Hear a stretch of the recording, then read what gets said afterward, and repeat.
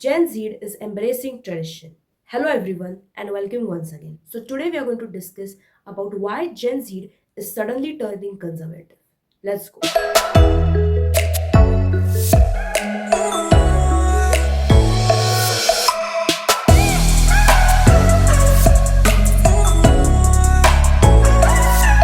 Back in episode 35 I had discussed primarily the negative qualities of Gen Z, but today we are going to focus on the more brighter side.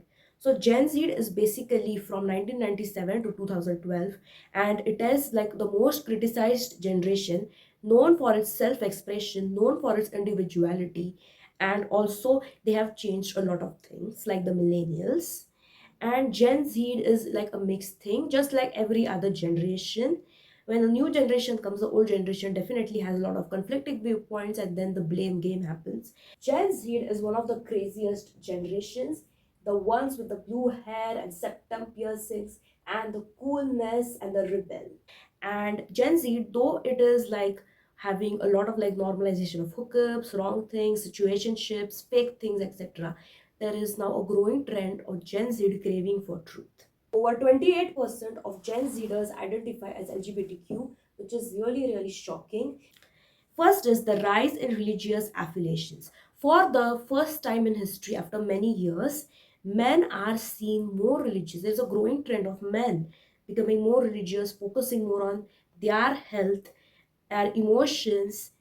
And also, in almost every religion, we see men are becoming more religious than women. Now, women are becoming less, probably because of feminism, etc. And also, like men are like focused on solid doctrine. They have been failed throughout history. They have been told to suppress their feelings, to like be the perfect man, or to act like this type only. And also they have been resorted to a lot of wrong things like con or like immorality, and they are tired of that. That is why. And if we see in Gen Z, only 4% or 6% are religious, but now it's growing and it is close to 10% now. The next good trend is they are more aware of their health and lifestyle. This is also another great thing. Like Gen Z is prioritizing eating clean and healthy, and also they are being in the health and wellness department, eating more protein, going to the gym. Almost 35 to 40% of gym attendees are Gen Z people, which is really good. And like they are reducing smoking, drinking. Gen Z doesn't like to drink alcohol, unlike millennials. They are instead focused on coffee rave parties and matcha and hiking, etc. Like good trends where they can enjoy but still don't cannot indulge in harm. And also they are like into the self-care movement, which is actually a very good thing. And also less smoking and all. They are aware of a lot of issues like LGBTQ issues and all. Initially the early Gen Zers were there and they turned woke, and also now we should be aware of the issues. We see a lot of protests, lot of things done by Gen Z people, and also they have done a lot of boycott. For example, boycott of McDonald's and Starbucks for free Palestine, and Starbucks lost $11 billion. And there will be different points, but we should be understanding the difference between rational and delusional. And I'm glad that Gen Z is aware and more talking about normalizing these issues, like addressing. Fifth is, there is main thing, Gen Z is increasingly becoming conservative. To not only in the Western nations, they are seeing what the past generations have failed, and they don't want to repeat their mistakes. They are becoming right wing, especially even women are becoming more right wing these days. And also we see in Christianity, Islam, Hinduism, they are becoming right wing, like 16% currently, but I hope it is going to grow, including me. Even I was a leftist, but now I'm conservative in almost 85% of the issues. And also because the leftist party, they are promoting a lot of unrealistic, delusional things, and they are becoming so hyper, and they are like fueled with toxic empathy and all. And Gen Z has seen that, so they are becoming more right wing, they're becoming more incensed. Sixth is rejecting wrong things like hookups and materialism.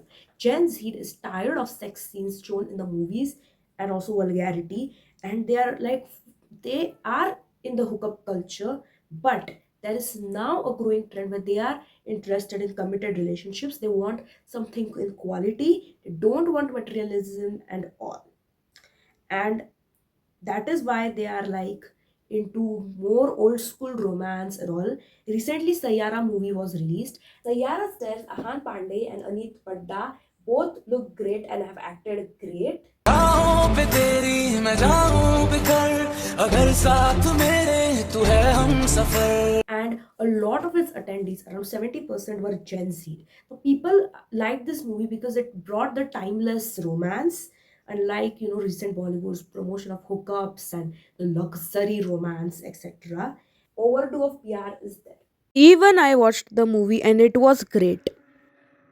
And they want something raw. They want something realistic. And Sayara got that. Some fans were really crazy, but I personally will recommend the movie. Rom-com movies, I love them. There is a rise of post-millennialism, and many people criticize millennials because they ruined the whole world.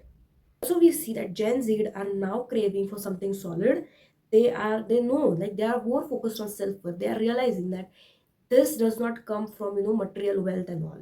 This is useless if your soul is not enriched with pride. They are craving for truth. Gen Z is tired of the pop culture, twisted narrative and the glam and the motivational speeches. They want something raw. They want something unfiltered, and we should bring that back.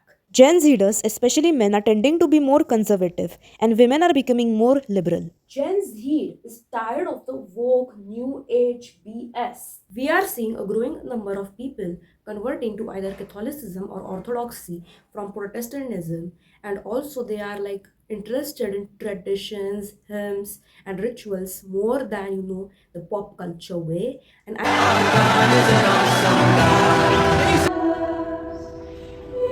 I think it is good to have traditions, but remember, just because something is growing does not mean it is true. Now, I'm not saying Catholicism and Orthodoxy is bad as a Protestant, but we can have certain differences we can respect and understand. We definitely need a balance of tradition and modernity. Just because something is modern does not mean it's bad. We have to be discerning. It's not wrong to adopt the good things of feminism or modern terms, but we should be very, very, skeptical. Sydney Sweeney jeans controversy. Recently, American Eagle and Dunkin' Donuts featured Sydney Sweeney and another actor, respectively. And she looked hot, she looked great. Some said she was over sexualized.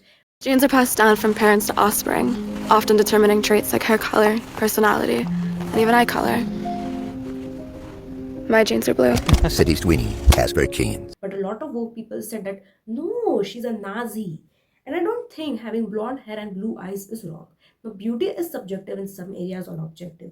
But if you're going to promote a fat, obese woman and or a man who is pretending to be a woman or in a woman face, then I don't think that a biological woman who is like promoting, like she's not pushing an agenda, she's just promoting. She has good genes. Sydney Sweeney looks great.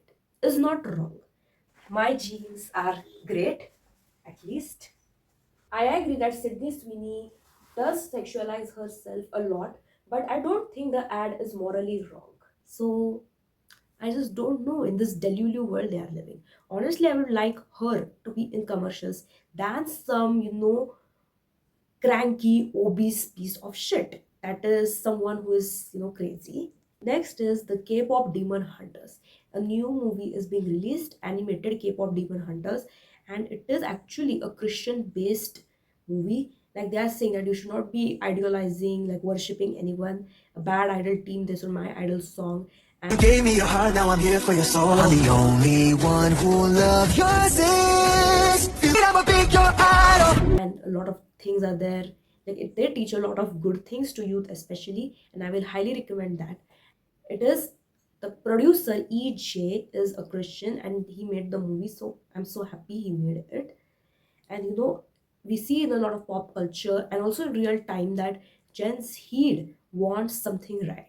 They are focused on doing the next right thing. They have seen what the millennials have done, the mistakes, or the boomers have done, or what the Gen Alpha will do. So yes, God has given us, even I am a Gen Zer, some purpose that we have to shine great. We have to do something in the world. And Gen Z, I will tell you, you should engage in doing technologies and innovations rather than scrolling reels and being idle, being in your own delulu world to become successful. We have to still do a lot of work. We will rock. Thank you guys for listening to this episode. Do share your thoughts on the Gen Z crisis. I think Gen Z is doing a great job in every department, and I think that Gen Z will be the greatest generation if we work hard. Bye.